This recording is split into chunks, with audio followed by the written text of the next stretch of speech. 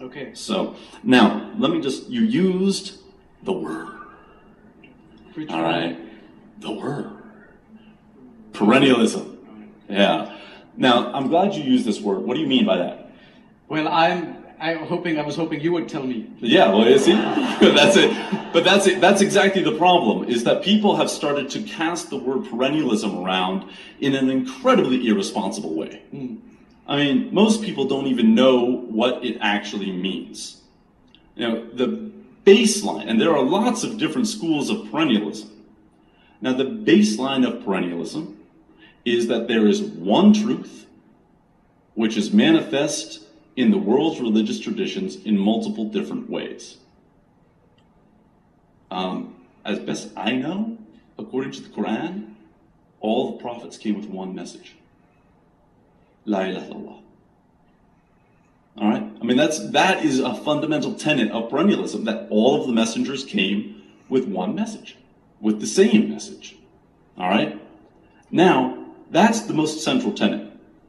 So right there, and you could have that, and you could just say, okay, that's my only part, and I'm a perennialist, and I believe that. All right?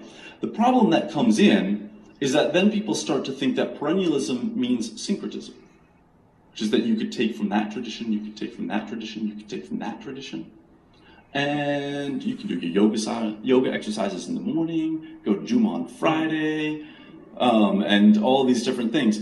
And this is, I mean, if you've read perennialist writings, you know that the perennialists actually completely eschew that understanding. Now, Aldous Huxley and his perennial philosophy might not completely eschew that, and there are certain New Age movements that cite perennialist principles and their defense of doing things like this.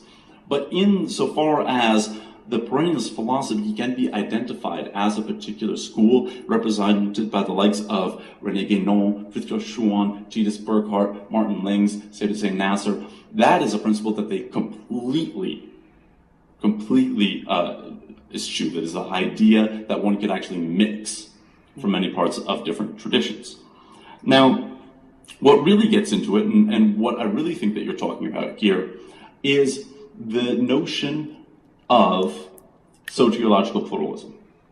That is, that people can be saved from other traditions. Now, this is something that is has a very interesting history in our tradition.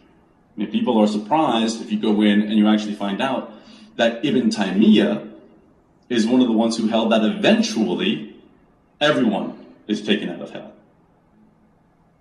When he was criticized roundly by other people for going against what they considered to be the ijma', or the consensus of the tradition for that. Tajuddin Subki criticized him for this. Now, at the same time, there are others, in Al-Ghazali, in the Spice al-Tafrika, he probably goes the furthest in his position regarding the potential for people who are still living in other religious traditions to actually achieve salvation. And to kind of break it down in simplistic terms, we don't have a lot of time here, but we can actually do a whole lecture just on Al-Ghazali's theory on this, and Sherman Jackson would be the better person for that than me. But is that he's saying that so long as one has not heard the call of Islam, that one can actually, in a sense, still be saved. A Jew or a Christian living somewhere, and he mentions the Byzantine Empire, and often these other parts, that if they haven't heard the full call, they can still be saved.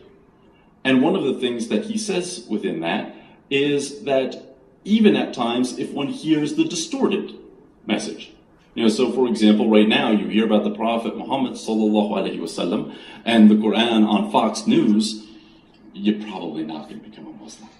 I mean, you got to have like some kind of amazing firasa.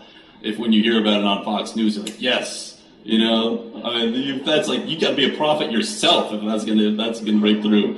MashaAllah. So anyway, so this is one of the ideas that he has. Now, the point is that you bring in this, we could talk about Ibn al-Arabi's ideas regarding this, and Rashid Rida and others, and Shah Waliullah is somewhat close to Al-Ghazali in his understanding, but there are lots of different understandings of this within our tradition. The fact that there are all of these different understandings of it shows us the question's not settled. All right? it is a question that is open for discussion. There's not just one single perception of it. We have put within the study Quran ways in which that question could be contemplated in relation to particular verses, such as the famous verse 262 and 3199 and verses along these lines. We've addressed it in places. We haven't said that that's the way that one has to do it. In those places, we put the other options that you have within what one might call the mainline tafsir tradition. So I think that we have properly represented what the classical tradition says regarding this, and made it clear that there are other ways that this could potentially be approached. And it is a question that, by the way, this is one of the things that we need to think about. Ismail Faruqi said that one of the things that really distinguishes Islam from other religions and distinguishes the Quran from other scriptures is that it commands those who follow this revelation to believe that other prophets and other religions came from God and that they had revelations.